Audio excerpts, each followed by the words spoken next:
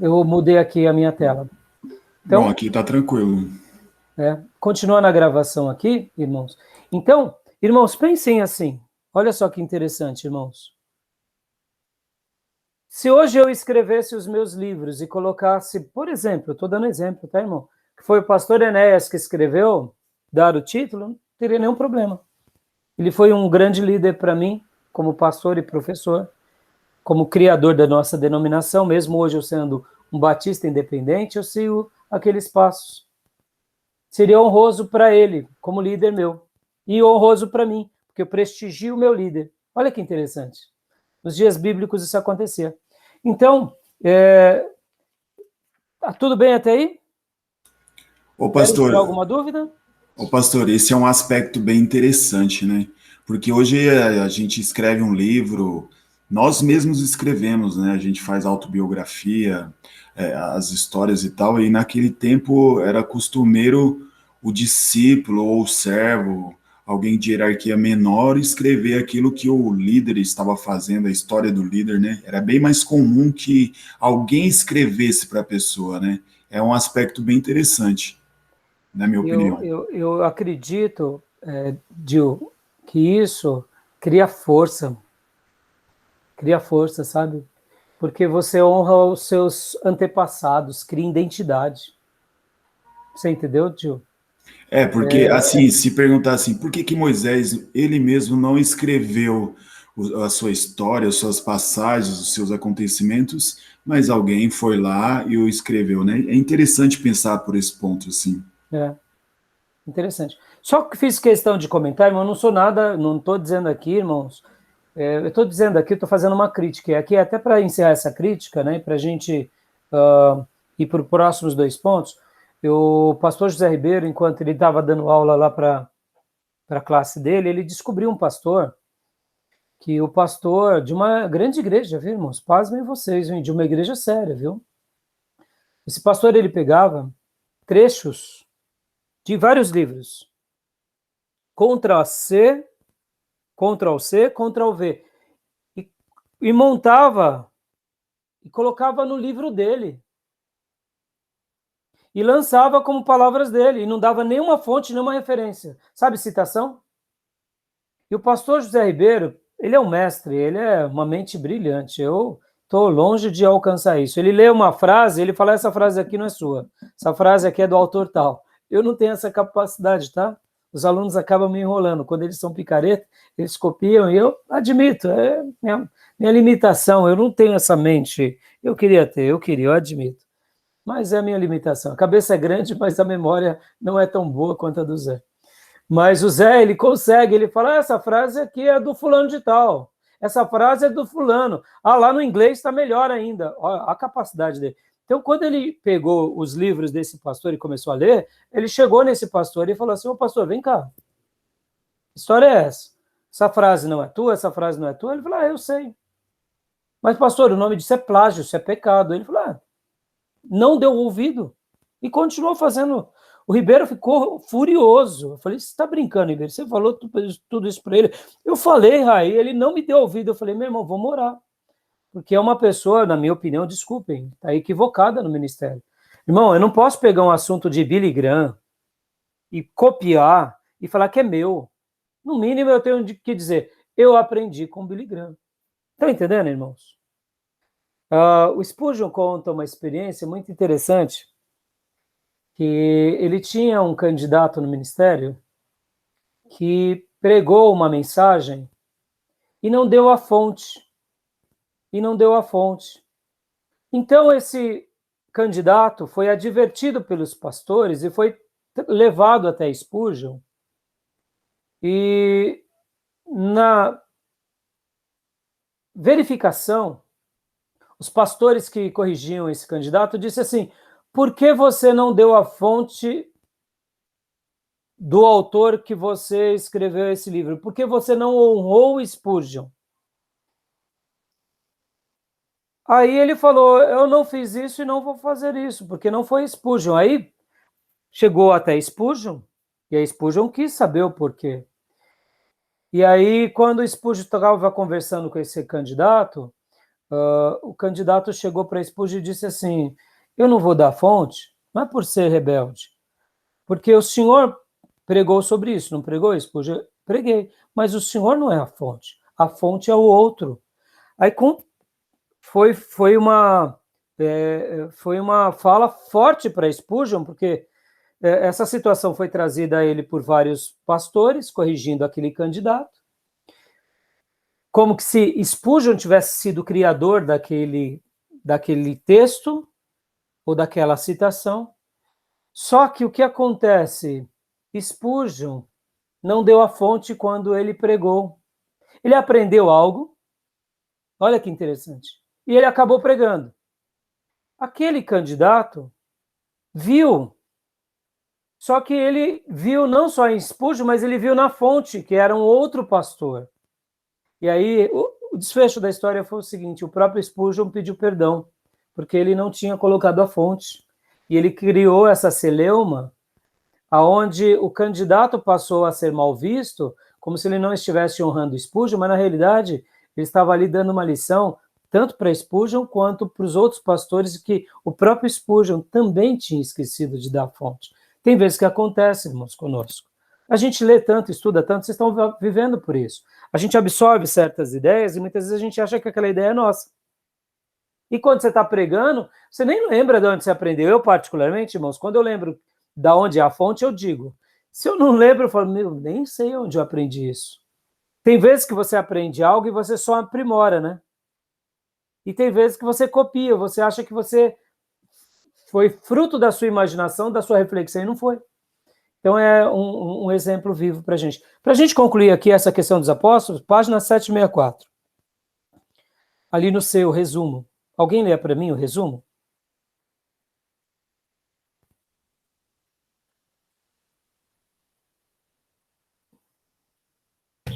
Sete sessenta e quatro, resumo. A palavra apóstolo pode ser usada em um sentido amplo ou restrito. Em sentido amplo, ela significa mensageiro ou missionário pioneiro.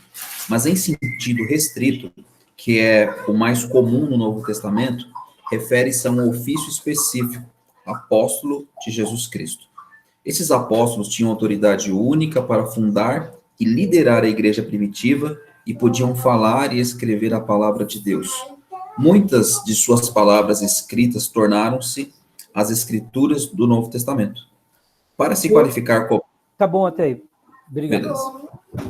Deixa eu dizer uma coisa para vocês aqui que a gente muitas vezes pensa e pensa errado. Sabe quando a gente está escrevendo algo e a gente sente que Deus está nos conduzindo naquilo? A gente sente tocado. Muitas pessoas pensam que os apóstolos escreveram assim: eu estou escrevendo lá para a igreja de Ferraz, para a igreja de Suzano, estou sendo tocado, e de repente quando eles mandam aquilo, abençoa tanta gente, aquilo vira a Bíblia, e eles olham depois e falam: Deus, o Senhor quis usar aquele texto para virar a Bíblia Sagrada, sabe? Essa ideia? Foi por acaso. Eles não tinham plena ciência de que estava escrevendo a revelação de Deus. Muitas vezes a gente pensa isso, não é? Você já deve ter ouvido isso. Já ouviram? Eu aprendi também com o pastor José Ribeiro o seguinte, que não. E aqui o próprio Gruden vai trabalhar isso. Naquele texto que nós tínhamos lido há pouco. Eles tinham plena consciência, irmãos, que eles estavam escrevendo a revelação de Deus. Isso é fantástico, viu, irmãos? Eles não tinham dúvida. Ou seja, tudo do Novo Testamento, eles tinham plena certeza. Estou escrevendo a revelação de Deus. Estou escrevendo, Deus está me direcionando, os apóstolos estão me ratificando, há uma presença do Espírito Santo na minha vida, na vida desse colegiado que está ao meu lado, e juntos estamos escrevendo, não é algo por acaso. Sabe o filme que foi lançamento agora no Netflix, do apóstolo Paulo? Quando Lucas vai conversar com Paulo, e Lucas fala, você precisa registrar sua história, dá uma ideia de casualidade, né? Não, não foi assim. Não creia nisso, irmão, não foi casual. Pode até ter situações que nasceram de uma casualidade, mas a revelação bíblica, ela foi direta. Por isso que nenhum escritor, depois dos apóstolos e dos discípulos, escreveram em pé de igualdade. Nenhum. Por isso que os apóstolos que surgiram na história, se assim pudéssemos dizer que surgiu, alguns vão falar que apóstolo bom é apóstolo morto. Eu lamento em dizer, mas hoje o apostolado avacalhou, a pessoa se tornou um líder, ele tem que chamar de apóstolo, porque é uma questão de hierarquia. É por isso que eu sou favorável ao governo episcopal. Você continua sendo o pastor daquela igreja, não precisa ser o líder daquela igreja, você não precisa se chamar apóstolo. Na minha opinião, a grande maioria, 99,99% é vaidade da maioria dos apóstolos. E carnalidade. Não é vocação de Deus, não é chamado, é marketing, é recursos, é humano, é carne, mas não é apostolado. Minha opinião. Eu acho que não haveria necessidade desses pastores virarem apóstolos, muito menos bispos, e aí vai. Mas voltando. Então, eles não tinham dúvida, tanto é que Paulo, quando ele fala sobre aquela questão de Gálatas, ele diz, se eu mesmo escrever um outro evangelho diferente desse, seja considerado maldição. Então, isso é muito forte, viu, irmãos? Entre os mormons, por exemplo, irmãos, por que eles têm livros que se unem à Bíblia? Porque para os mormons, os profetas ainda continuam sendo modernos. Assim como houve o criador dos mormons, foi um profeta, os profetas entre os mormons fazem esse papel praticamente de apóstolo. Por isso que tem a Bíblia, eles têm os livros dos mormons, confissões, entendeu? Aí onde eu disse do perigo da liderança episcopal. Quando se desvia, desvia tudo, né? Pode ver. Então, Esse é um problema nos católicos também, né, pastor? Acreditando que a revelação ainda não terminou e vai sendo recontada pelos papas e tudo mais, né? que precisa da tradição para recontar, né? Exatamente. E então, agora aqui, leia para nós, irmão, pulando esse próximo parágrafo último, embora alguns de hoje usem a palavra. Vamos lá.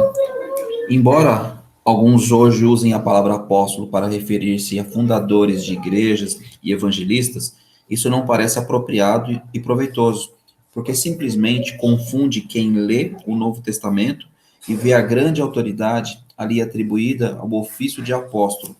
É digno de nota que nenhum dos grandes nomes da história da igreja, Atanásio, Agostinho, Lutero, Calvino, Wesley, Whitefield, assumiu o título de apóstolo ou permitiu que o chamassem apóstolo.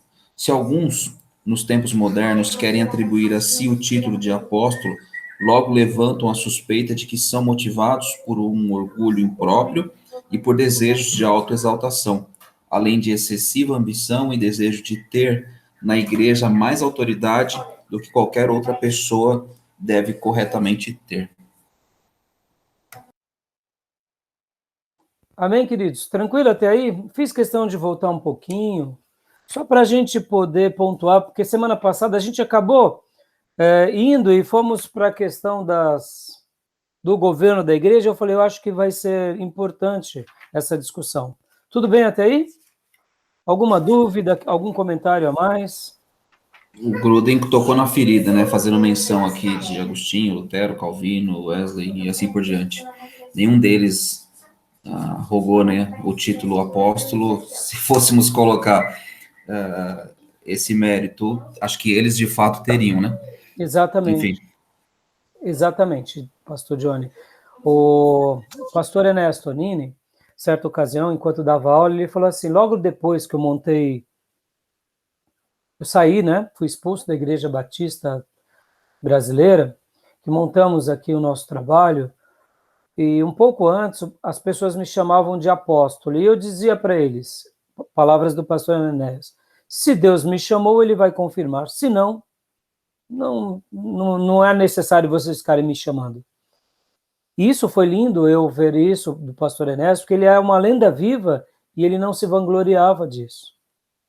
E tantos outros pastores começam um trabalho e Deus começa a usar, eles se perdem. Na minha opinião, isso acaba sendo mais uma vaidade. Martin Lloyd Jones, nesse livro, Pregação em Pregadores, fala que para que a gente se torne um cristão bem maduro e um pregador bem maduro, a gente precisa, de primeiro lugar, Bíblia, segundo lugar, olhar para a história, porque quando a gente olha para a história, a gente não peca os mesmos pecados que eles pecaram. Então, esses pastores que acabam se enveredando para isso, eles não estão olhando para a história, eles estão se perdendo no mundinho deles. É o que eu penso. Então, assim, eu acho que foi muito proveitosa essa citação. Como eu disse, irmãos, eu não duvido de homens de Deus que podem ser, como esses daqui, eu citei, Calvino, Wesley e outros podem ser apóstolos, mas eles não se chamaram, não se autodenominaram, tá bom? Beleza, irmãos? Mais algum comentário? Queriam acrescentar algo importante? A respeito da vaidade, tem uma fala do John Stott que é muito legal também, né?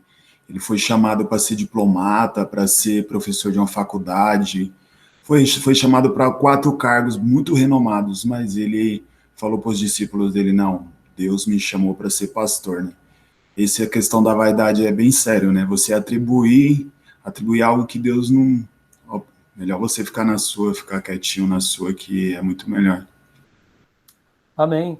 Citou muito bem, Gil.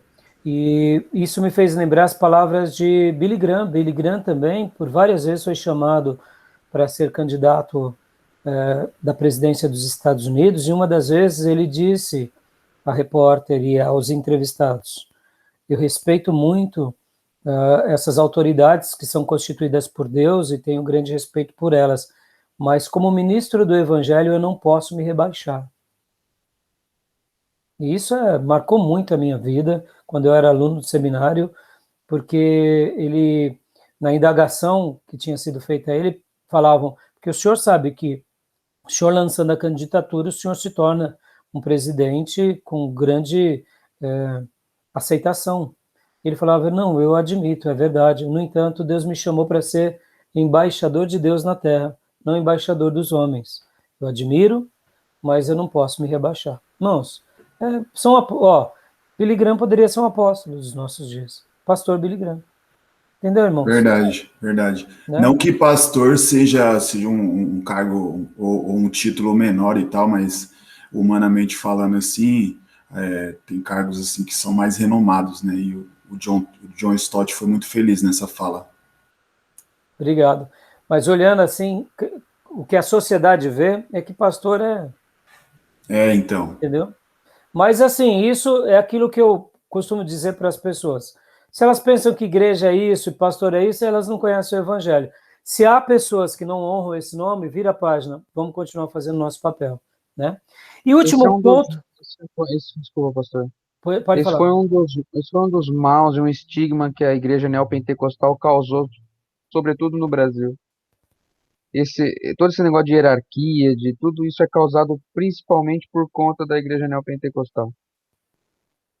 Exatamente. E o que é mais engraçado é que o Macedo não se auto-intitulou apóstolo, né? Porque dentro do sistema de governo dele, ele já é o bispo, né? Então ele se satisfez, ele conseguiu trazer o controle sendo um bispo. Mas eu deduzo que se ele... Já ele fala que é descendente de Salomão. É? Já ele fala que é descendente de Salomão, onde é o melhor de Moisés, né? Porque ele é um levita no templo, em sumo sacerdote e tudo mais. É. E agora, o último ponto, página 769, irmãos. Rapidíssimo, rapidíssimo, porque a gente também não comentou sobre isso. Eu queria...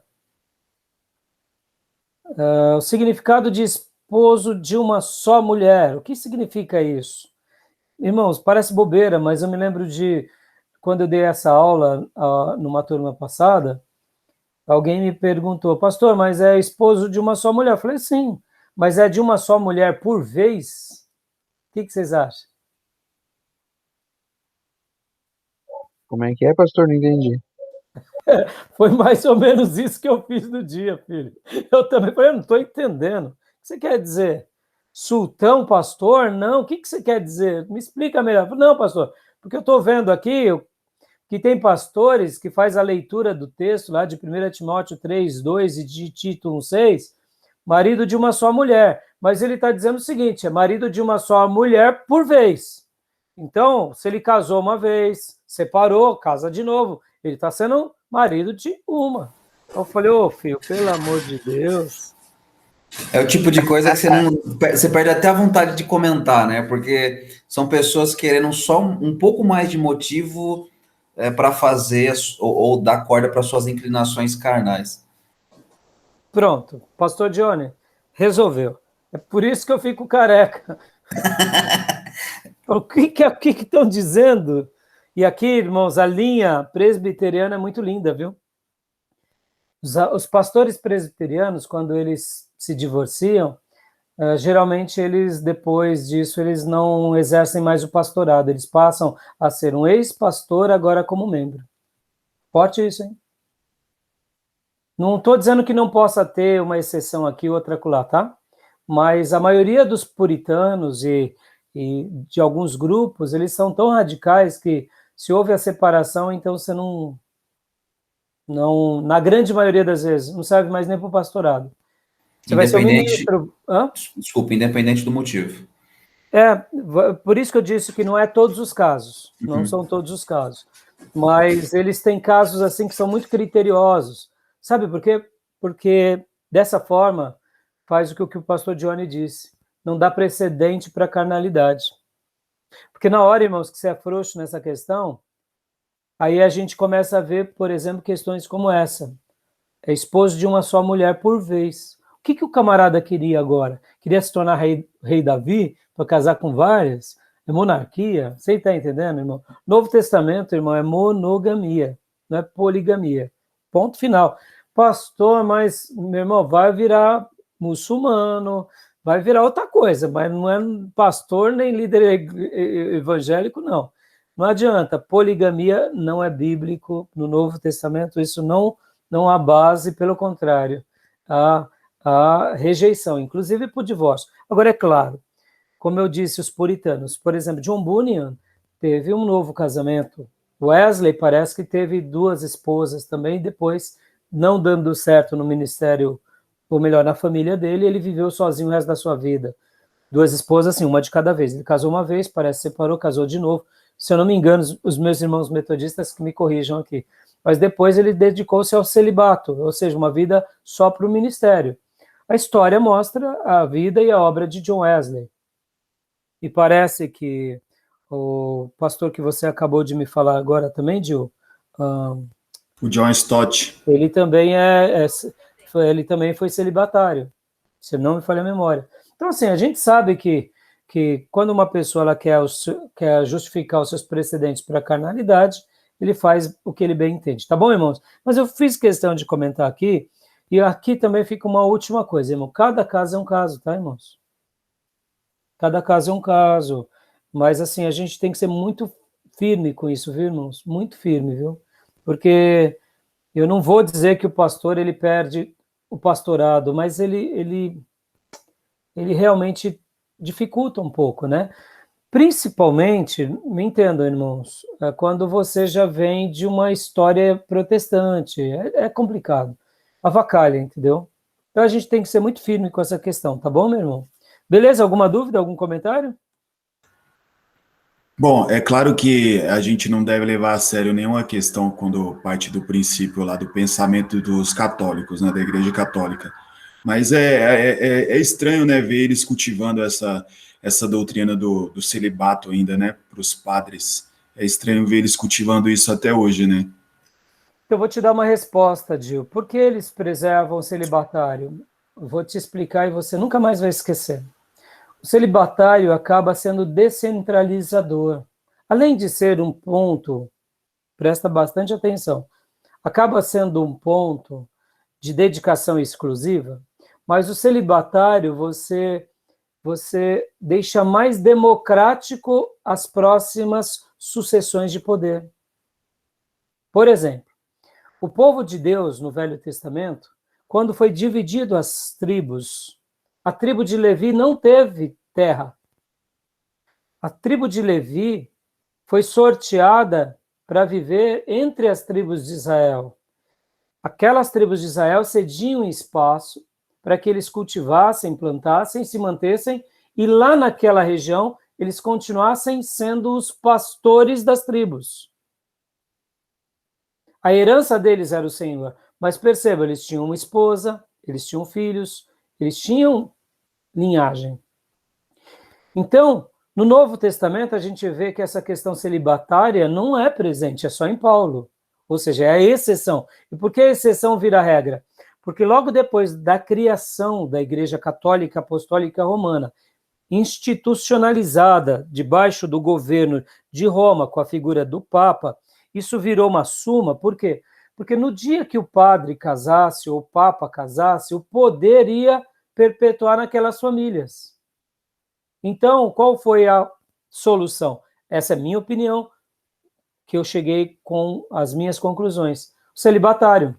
Porque você fragmenta as sucessões. Você pode até ter um líder tirano aqui, mas daqui a 50 anos pode ser outro líder. Você não perdura na família. O reinado não, perdura na família, mas a igreja não. Vai tendo as trocas.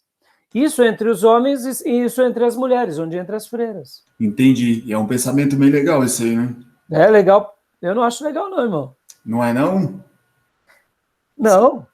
Ah, você ter trocas assim, não, sei Não, lá. porque eles acabam dando uma... Parece que soa bem isso aí. Aí tudo bem, ele é legal como aquilo que a gente falou da Igreja Católica, né? Como governo, né? Como ideia é boa, mas você concorda que você cria buracos porque você põe fundamentos onde não tem, você põe proibições onde não tem. E é por isso que os padres acabam fazendo coisas erradas, abrindo brechas de mau testemunho. Se eles fossem casados, não fariam isso. Mas você Verdade. concorda que no momento que também você libera o casamento, você dá o quê? O direito para quê? Para que novos grupos fortes sejam formados. Por exemplo, um grande líder de expressão aqui no Brasil, católico, casa-se, de repente ele tem uma família, ele tem uma história, então ele consolida, então ele pode ter uma ruptura com Roma. Então isso não é legal para Roma, mas isso pode ser legal para o reino, porque se Roma está indo contrário à vontade de Deus. Por isso que o projeto de Deus é a família. Então, assim, eu entendi o que você quis dizer, mas isso não é legal, entendeu, irmão? Não é legal para Deus. Para os homens, sim. Para a tradição católica, sim. Para manutenção, sim. Então, mas assim, é uma dedução minha, tá? Que eu pensando comigo, eu cheguei a essa conclusão. Tá bom? Irmãos, eu quis gastar esse tempo, porque eu falei... A última coisa, rapidinho, irmãos. Qual é a diferença de consagração e de unção? Ele foi consagrado ao pastorado, ou melhor, ordenado ao pastorado, e ele foi ungido ao pastorado. Qual é a diferença? O que o Novo Testamento ensina e o Velho Testamento? Felipe Rente fala por último. É prata da casa, deve estar lembrando. Eu particularmente tenho uma ideia aqui, mas eu não sei se é correta. Eu vou fazer menção aqui do rei Davi. Ele foi ungido a rei sem assumir o posto, né, de rei. Então ele foi escolhido por Deus, ungido pelo Senhor, mas a concretização do seu reinado ocorreu anos após, quando, obviamente, Saul, enfim, foi destituído do cargo. Então, mas deixa eu te fazer uma pergunta, pastor. Ele foi ungido por Deus, mas o profeta Samuel ungiu também? Desculpa, por favor, Ele foi repita a pergunta. ungido por Deus, separado por Deus, ele foi ungido Ok. por Deus. Mas ele foi ungido também com óleo pelo profeta Samuel? Foi dado a direção do próprio Senhor, né? Então, e no Novo Testamento, por que o pastor não é ungido, consagrado? Qual é o termo correto do Novo Testamento? Ok. Entendeu? Lembrou ou não?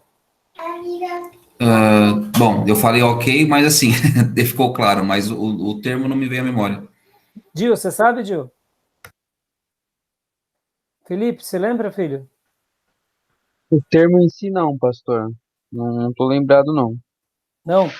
Porque Então, é muito semelhante, né? Oi? É muito semelhante, porque unção a gente acaba até se confundindo em relação ao dom que a pessoa recebe de Deus, né? E a consagração, muitas vezes a gente se confunde com a imposição de mãos de um colegiado, né? Então, na parte F, na página 769, a ordenação pública de presbíteros ou pastores. O termo correto no Novo Testamento é: Deus unge as pessoas, isso é um fato, é o dom de Deus, é o Espírito Santo quem dá o dom e a unção. Mas o colegiado impõe as mãos como ordenação. Por isso, lá em 1 Timóteo 5,22, Paulo diz, a ninguém imponhas precipitadamente as mãos. O colocar as mãos era um ato do colegiado pastoral, dizendo, nós validamos e reconhecemos que você recebeu esse dom de Deus e agora, de uma forma pública, te ordenamos ao santo ministério da palavra. Então, no Novo Testamento, e aí o autor aqui ele vai trabalhar bem, a ordenação ela é feita tanto a pastores, presbíteros, como também a diáconos. Então, a ordenação era essa função, aonde se colocavam as mãos e impunham as mãos, pedindo a bênção de Deus sobre aquele colegiado agora que está sendo separado.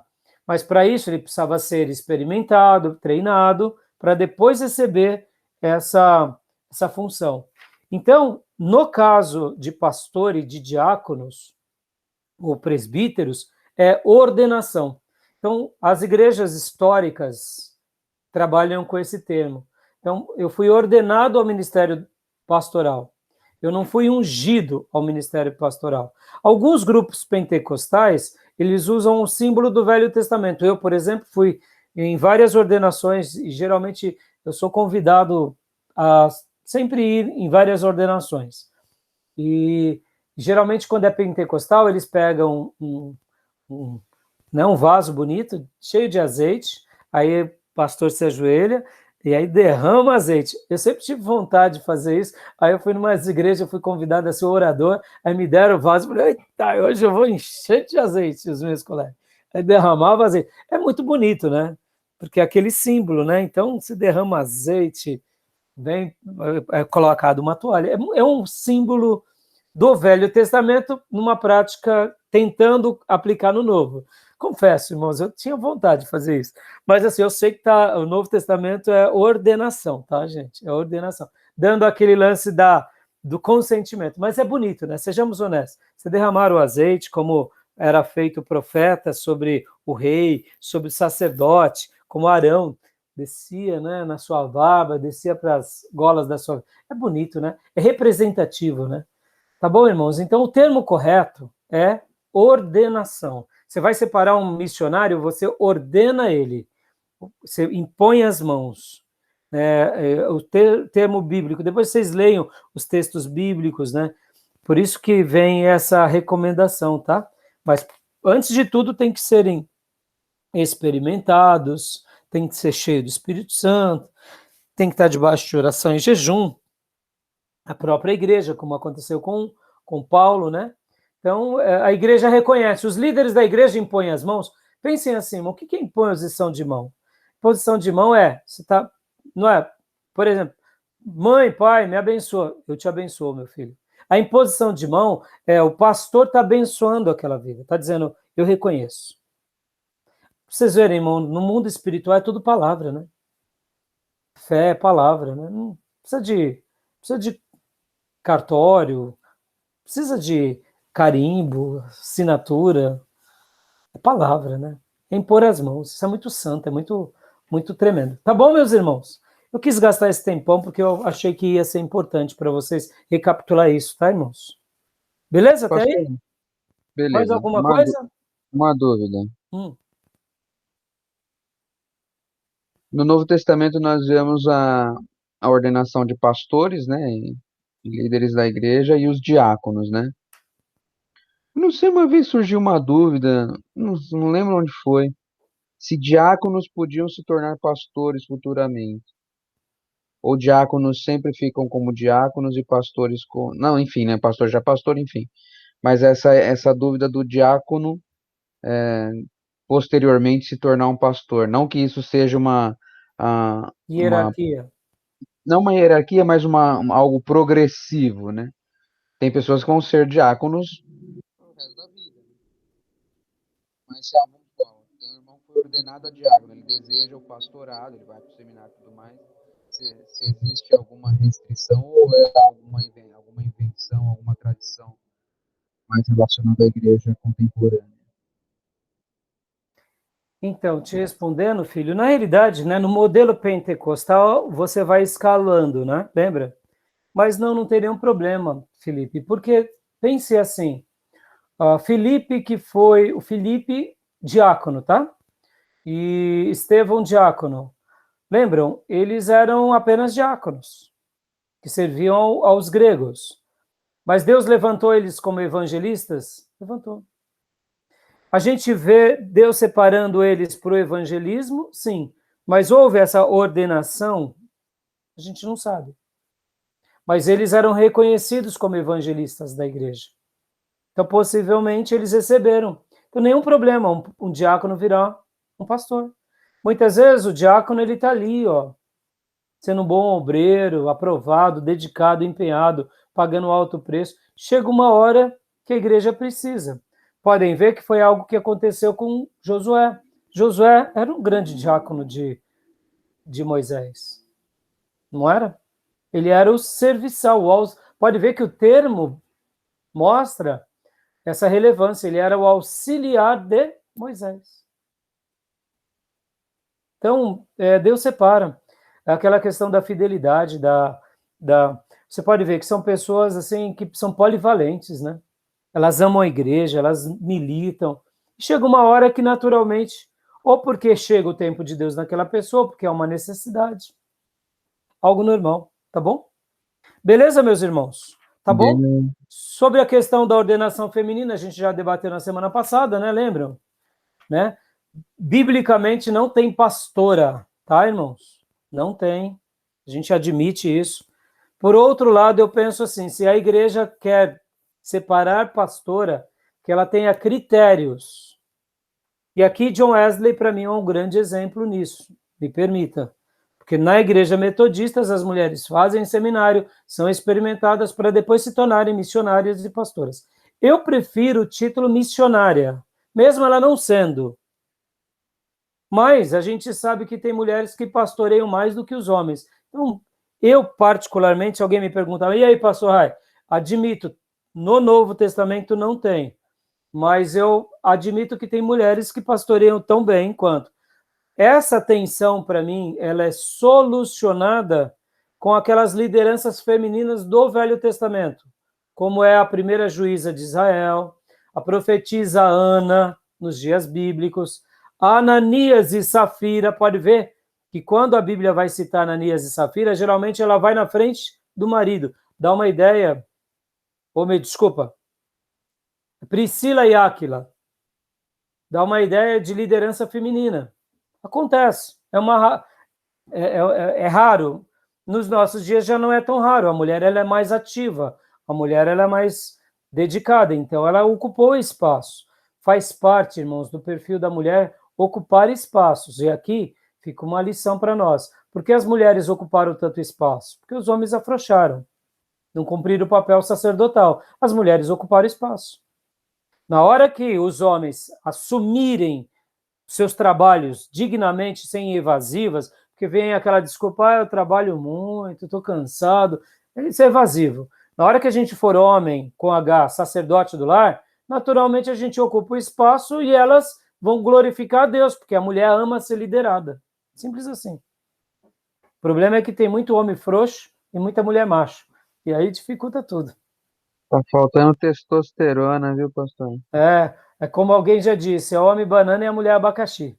Tá faltando testosterona e muito cabelo no sovaco feminino. Então, tá osso. Joia. É possível elas liderarem sem ter o título, não é? Sim, Gil, no Velho Testamento, olha a rainha Esther. No Velho Testamento, olham mulheres poderosas que fizeram uma diferença brilhante. No Novo Testamento, quem era Maria, quem era Isabel? Perceba, Zacarias fica mudo e Isabel está dando glória a Deus. Líderes fortíssimas. É que no Novo Testamento a gente tem que admitir que os homens sempre tiveram esse protagonismo. Essa ideia foi sendo perdida ao longo dos últimos séculos, irmãos. Mas os homens sempre tiveram protagonismo. Que não é questão de machista, não. É questão de posição. Sabe, irmãos, a gente muitas vezes é muito covarde, é muito molenga. As mulheres tomam a frente, irmãos. Olha o que... hoje mesmo tivemos um culto da União Feminina. As mulheres tomam a frente, irmão. E vão tomar. E o homem Ou deixa... às vezes a gente é muito duro, né, pastor? Ou às Hã? vezes a gente é muito duro. Eu ouvi o Paulo Júnior falar sobre isso, ele foi bem áspero. Então ele é um presbiteriano. Na igreja presbiteriana não tem pastora e também não tem diaconisa, mas tem missionária, entendeu? Aquilo que eu falei nas últimas aulas. E onde entra a missionária? É um ajustamento contemporâneo, concorda? Por exemplo, irmãos, existe uma mulher que é a maior capelã do nosso país, chamada Helenivação. Eu tive a honra de fazer um curso de capelania com ela numa pós que eu fiz, magnífico. Aquela mulher é uma líder a nível nacional. É uma coisa fantástica o que ela faz na capelania. Ela é missionária. Ela é uma líder. Questionável. Aprendi com ela e aprendo com ela o tempo todo. Aprender com ela o tempo todo, a vida toda. Ela é uma líder. Então tem pessoas, irmãos, que Deus dá o dom de liderança, entendeu? A gente tem que admitir. Eu particularmente, não tenho problema com isso. O problema é o seguinte, o meu problema geralmente é com os homens, que são frouxos, são políticos, gostam de fazer as coisas no pano quente, não querem arrumar briga porque não querem se ver, deixa a mulher bater a cara e o homem fica ali, não, amor, para, frouxo. Eu acho que tá sobrando homem frouxo, entendeu? Então, o meu problema não é com as mulheres que ocupam espaço, claro que vão ocupar. Mulher, irmãos, ela é a rainha da casa. Você deu espaço, elas preenchem mesmo. O homem foi omisso, ela fala, então daqui eu faço. Você não faz a comida, então daqui que eu faço. Você não vai trabalhar, então daqui que eu vou. O homem está aqui, ó, dormindo, preguiçoso. Então a gente tem que tomar... É isso que a Bíblia mostra do papel do homem. Ele é sacerdote do lar, ele é soldado. Né? Tem que ser. Né? E aí a gente põe as nossas leoas no canto delas. É normal, morde o cangote delas e tá bom. Agora, se o homem é frouxo, vai morder cangote de leoa, de que jeito? Toma coice. Você sabe que uma das queixas maiores das mulheres, elas dizem e elas anseiam liderança. Pode ver, a mulher pode até ser meio briguenta, gostar de espaço, mas ela ama ver um líder. Porque Deus criou isso nela. Deus criou a mulher para ser cuidada, não para cuidar. Quando ela faz um papel que ela não foi colocada, é um antipapel. E ela tem um anseio. Naquele livro chamado O Homem que é Homem, leiam, a grande solicitação das mulheres era: pastor, diga para os nossos homens ser homem. Olha, dá até medo, hein? Homem banana, mulher abacaxi. Vamos lá. Página 801. Meios da graça. Oh, que coisa linda. Vamos lá. Demorei um pouco a mais hoje, mas eu acho que foi importante. Pastor, só rapidinho, você breve aqui. Até curioso, né? Quando a gente vê no homossexualismo, lesbianismo, né? Para ser mais exato, tem um papelzinho lá do machinho, né? Então tem que ter ali a presença ou a imagem do machinho para que a outra, de fato, exerça submissão. É o ativo e o passivo que eles falam, né? É, exato. Você vê? Exato. Hoje o negócio tá entendeu? mais feio, rapaz. Não tem mais nada. É os fluidos. É o quê, Fê? É os fluidos. Ah, é? Seria o ativo? Hoje eu sou ativo, amanhã eu sou passivo, amanhã eu sou os dois. Ou então hoje eu sou uma árvore. Né? Tá nesse pé, pastor. Eita, só Deus De mesmo. promiscuidade. Então, meus irmãos, né, meios da graça, vamos lá? Vou compartilhar aqui a tela com você.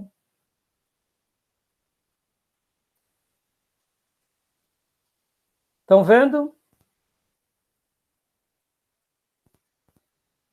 Conseguem ver os meios da graça? Sim, pastor. Joia. O que seria meios da graça, irmão? O que vocês entendem como meios da graça? Eu gosto demais dessa definição. Como eu amo. O que vocês entendem por ser meios da graça?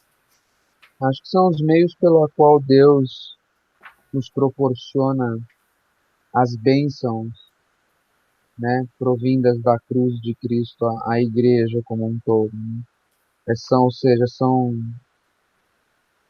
meios pelo quais nós participamos do corpo de Cristo como um todo. Parabéns, filho, é isso aí. São meios pelos quais recebemos a graça de Deus, somos agraciados. Quando o fazemos, há uma graça especial da parte de Deus sobre aquele que faz. Então, essa doutrina, ou meios da graça, ou esse conglomerado de doutrinas, nos faz lembrar a manutenção da nossa fé. Uma outra definição que eu gosto muito. Você vê, viver eclesiologia é praticar a manutenção da fé. Lembra que ainda agora, quando falávamos sobre sistemas de governo, eu falava que havia um modelo que dava continuidade e manutenção, que era um modelo congregacional. Parece bobeira, irmãos, mas a manutenção é tão importante quanto uma nova tomada de decisão. Já notaram nisso? A gente se converte, não é? Mas se a gente não cuida dessa manutenção, a gente naufraga. Não é assim? Exatamente, pastor. Eu costumo dizer que a vida cristã não pode parar, ela é progressiva, né? A gente tem que sempre fazendo manutenção. Sempre está fazendo manutenção. E os meios da graça, Gil, são essa manutenção.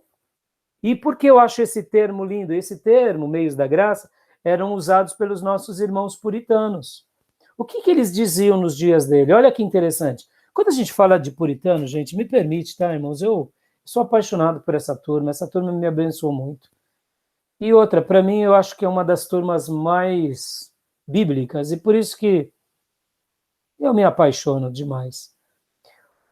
Eles acreditavam na eleição, eles acreditavam na predestinação, eles acreditavam, né, que o homem é pecador, que havia uma graça que era irresistível e que nos atraía a Cristo. Só que aí eles diziam o seguinte, só que alto lá.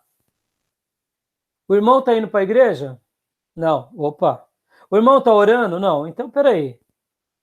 Aí talvez alguém perguntava, mas pastor, eu não fui eleito? Se eu já fui eleito, está tudo resolvido. Aí vinha um puritano e dizia, não, meu irmão. Deus despertou o teu espírito, Deus transformou o teu coração, a divina semente nasceu, mas agora Deus te deu uma responsabilidade nessa caminhada. Você tem que fazer valer o sacrifício de Jesus, não para se auto-redimir, mas você faz valer o sacrifício de Jesus porque você foi redimido. E aí você tem atitudes, tem práticas, tem... E aí, onde entra os meios da graça.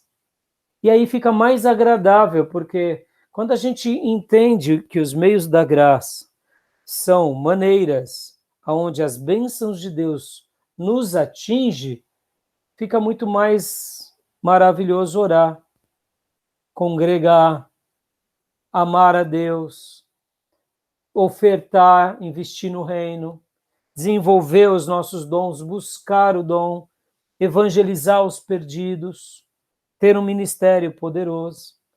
Então, é isso. E eu quero ler algumas partes do livro aqui com vocês, ó. Meios da graça na igreja. Quais as diversas atividades da igreja que Deus usa para nos dispensar bênçãos? O que perdemos se deixarmos, ou melhor, o que perdemos se deixamos de participar de uma igreja? Ou seja, irmãos, muitos não entendem isso, eles entendem o seguinte, que Deus me salvou e pronto, eu e Deus nos bastamos. E a obra de Deus não é isso, né? Explicação e base bíblica. Pode ler para nós, Felipe Rente. A disciplina da igreja. Leia os textos, pastor? A disciplina da igreja? Não, desculpa. Não, é na página 801, desculpa.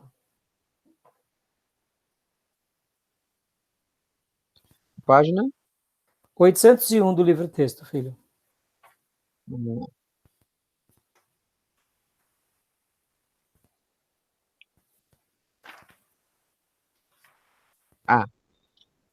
Quantos são os meios da graça à nossa disposição? Todas as bênçãos que recebemos nesta vida são, em última análise, imerecidas. Todas elas nos vêm pela graça. De fato, para Pedro, toda a vida cristã se vive pela graça. 1 Pedro 5,12. Mas será que Deus usa meios especiais para nos dispensar mais graça? Especificamente na comunhão da igreja, será que há determinados meios, ou seja, determinadas atividades cerimoniais ou funções, que Deus usa para dispensar mais graça? Outra maneira de formular essa pergunta é: será que o Espírito Santo se utiliza de certos meios para distribuir as bênçãos aos salvos? É claro que a oração particular, o culto, o estudo da Bíblia e a fé são meios de que Deus lança a mão para dispensar graça a cada cristão.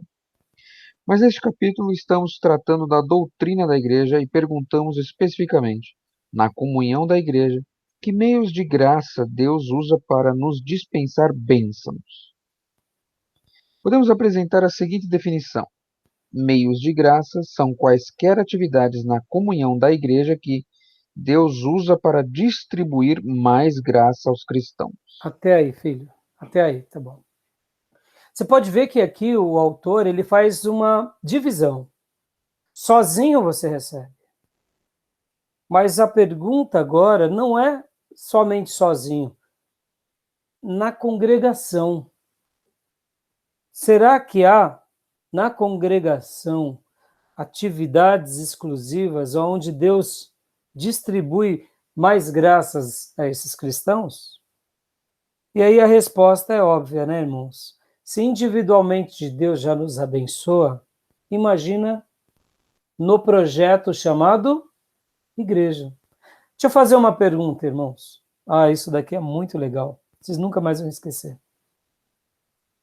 O que é mais importante? Orar individualmente ou orar na igreja com o corpo? O que vocês acham? O que vocês aprenderam? E sejam honestos. O que vocês acham? Eu acredito, pastor, que é claro que um não substitui o outro, mas orar na igreja, pelo menos particularmente falando, eu acho que é muito mais edificante orar com os irmãos. Mas você acha que é mais importante? Não estou perguntando só qual que é o mais importante, o mais relevante. Edificante mas orar sozinho ou orar na igreja? Qual é o mais importante? Difícil falar isso aí, hein, pastor? Acho que os dois têm muito peso. Difícil falar. Então tá bom. Johnny? Eu particularmente aprendi que a oração individual é a que eu tenho que exercitar em todo o tempo. Inclusive, acho que um texto chavão entra no teu quarto, fecha a tua porta, no teu secreto, e Deus no secreto há de nos abençoar, né? Bom, acho que minha resposta está dada, basicamente é no particular, mas eu compreendo e entendo que a oração no coletivo, ela realmente é importante também. Pastor, se não ora sozinho, não tem como Como é que orar sobrevive, na né? igreja, né? Pois é. Então, né? Mas eu entendi. E Felipe Rente?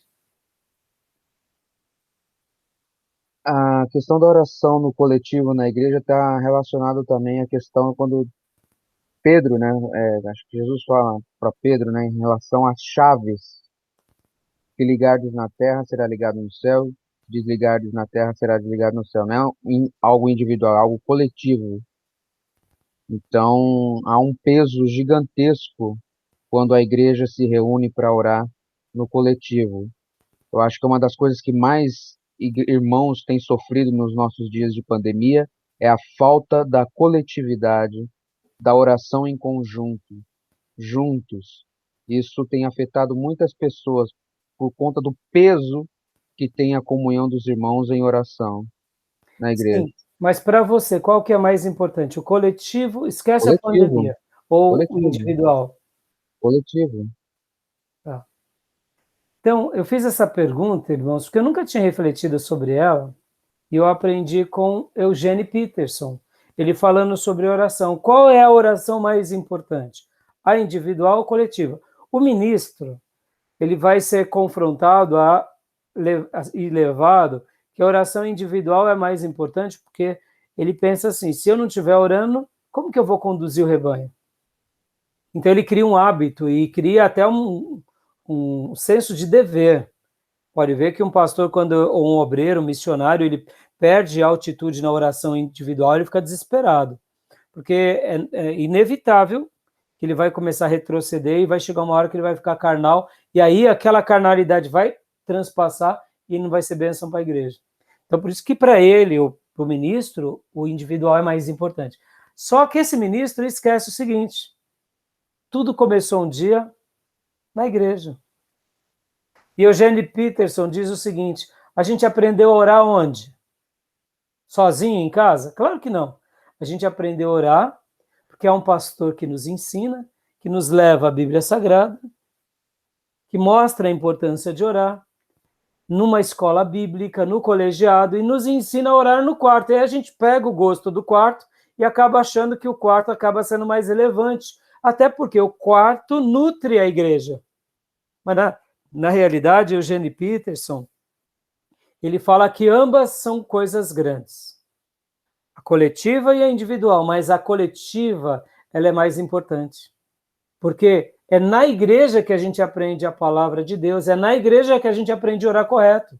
Vamos pegar um exemplo aqui? Os desigrejados, eles oram mal, porque eles não estão sendo ensinados sobre o assunto. Eles não têm a congregação, eles não têm o incentivo externo, que é o discipulado. Ele mesmo e Deus se basta. Naturalmente, ele vai vivendo uma vida de oração, geralmente muito aquém. Até porque, para ele, o que basta é ele e Deus.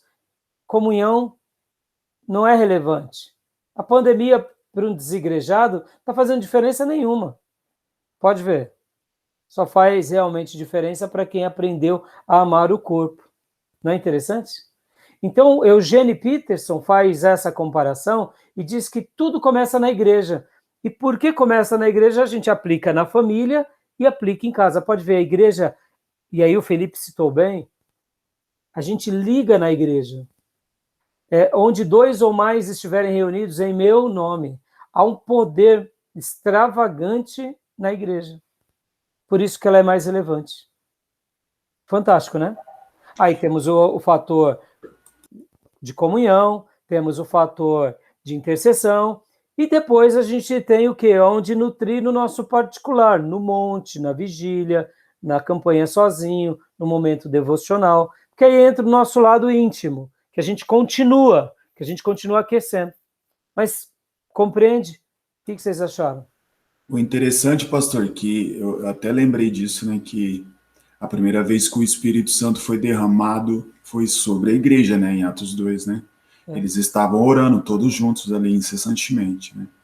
Isso é muito forte. É muito forte. Então, por que eu estou falando isso, irmãos? Porque os meios da graça, e por que eu fiz questão de lembrar Eugene Peterson, e por que eu fiz questão de lembrar a oração? Porque a oração, ela acompanha todo cristão. Todo cristão piedoso, ele não abre mão de orar. E se a oração pessoal ela é importante, a oração coletiva ela é muito importante. Muito. Eu, por exemplo, irmãos, tenho uma causa minha na justiça. A minha aposentadoria ainda não saiu. Eu peço para a igreja orar. De vez em quando eu falo, gente, ora pela minha aposentadoria. Porque quando eu saí do mercado financeiro, eu me programei para isso, né? Mas é uma questão burocrática. E aí eu tenho, segundo o sindicato, eu tenho 38 anos recolhido. Mas eu não tenho idade, né? E aí estão tentando tirar minha aposentadoria. E esse é o meu momento de folga, então eu apresento para a igreja. Então, ó, seminaristas, orem para o pastor Rai. Né? Mas Amém. assim, é um país que facilita alguma categoria, os outros são desprezados, né? Então, você vê, eu preciso da oração da igreja. Passo mal os bocados, o pessoal ora pelo pastor. Porque assim, é importante a minha oração em pessoal, mas a oração coletiva é mais importante. Né? Ficou claro, irmãos? Ficou claro, Johnny, Felipe? Tranquilo? Ficou sim. Então, leia para nós aqui, Felipe, no slide agora, os meios da graça aí, está aparecendo aí para todos vocês. Os meios da graça, a disciplina da igreja, a oferta, os dons espirituais, Opa, a comunhão, a evangelização, o ministério individual. aqui no livro tem mais outros, pode ler também, tem mais esses. O ensino da palavra, o batismo, a oração uns pelos outros, a adoração. Joia. Então, aqui no livro, nosso querido irmão, na página 802 do Gruden, ele coloca aqui de 1 ao 11 pontos, falando sobre o que seria esses meios da graça.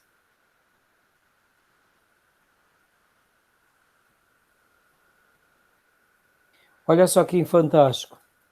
Ele começa, e o slide aqui, eu acho que trocaram a ordem, né? Porque começa tudo com o ensino da palavra. Fantástico, né, irmãos? Pode ver, irmãos, a gente está lendo a palavra sozinho, é tão fantástico. E quando a gente lê a palavra na igreja, ou aqui, irmãos, nosso assunto está sendo tratado aqui, do tema central é doutrinas da igreja, e o quanto Deus vai ministrando no nosso coração, né? Desde o começo da aula e até o final. Irmãos, preciso parar a gravação aqui que já passou. Só um minutinho, tá? Não percebi.